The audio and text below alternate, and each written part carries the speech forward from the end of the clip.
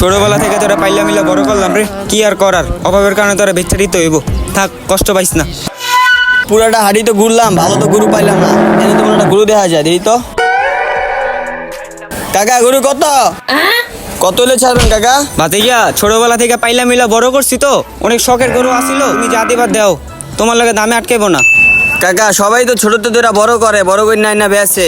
এখন যেহেতু আপনি হাটে আনছেন না, আর কি করার, একটা দাম তো পাইবেন আপনি নাকি? এখন কত হইলে লাস্ট ছাড়তে পারবেন এটা কোন? ভাতিজা, তুমি যদি নেও, তোমার লাগে বরাবর গরু একবার 3 লাখ রাখতে পারবো।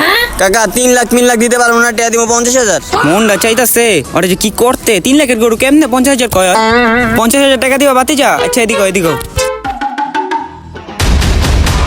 কাকা মাফ করে দেন, কাকা ভুলে গেছে, কাকা মাফ করে দেন। দে বইটা দে, বইটা দে, বইটা দে। তোর 50,000 টাকা কেমনে কয়? ভাতিজা রাগ করলা?